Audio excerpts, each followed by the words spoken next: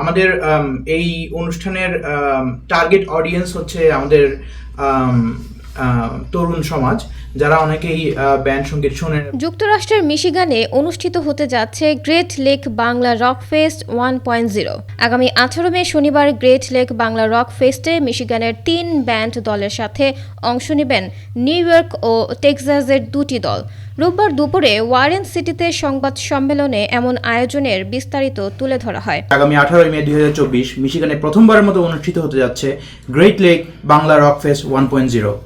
এই অনুষ্ঠানের আয়োজক Mridha Bengali cultural centre. Mridha Bengali cultural সেন্টারের আয়োজনে ও মিশিগানের প্রথম Bangladeshi rock band rhythm of বাংলাদেশের পরিচালনায় গ্রেট লেক বাংলা রক ফেস্টকে ঘিরে ব্যাপক প্রস্তুতি চলছে বলে সংবাদ সম্মেলনে জানিয়েছেন আয়োজকরা। আমি মিশিগানে অবস্থানরত সকল সাংবাদিক ভাইদেরকে আমন্ত্রণ জানাচ্ছি আমাদের অনুষ্ঠানে এসে আমাদের অনুষ্ঠানটি উপভোগ করার জন্য। ব্যান্ড সঙ্গীত তখনকার তরুণদের মনে জায়গা করে নিয়েছিল, সেই বাংলাদেশে ব্যান্ড সঙ্গীত এখন অনেক সমৃদ্ধ। নিউ ইয়র্ক, টেক্সাস এবং কানাডা থেকে আরও 2টি ব্যান্ড দলগুলো হচ্ছে rhythm of Bangladesh, 10.5 miles, the chapter, maelstrom এবং ক্র্যাক অন দ্য ব্যাক। মিশিগানের ওয়ারেন সিটির মৃধা বেঙ্গলি কালচারাল সেন্টারের হলরুমে অনুষ্ঠিত হবে এই আয়োজন। শনিবার বিকেল 4টায় শুরু হওয়া এই রক ফেস্ট শেষ হবে রাত 11টায়।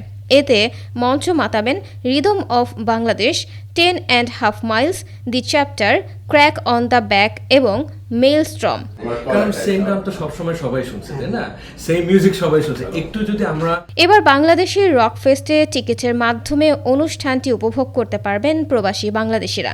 এই অনুষ্ঠানে প্রতিটি টিকিটের দাম নির্ধারণ করা হয়েছে ভিআইপি 20 ও সাধারণ $5।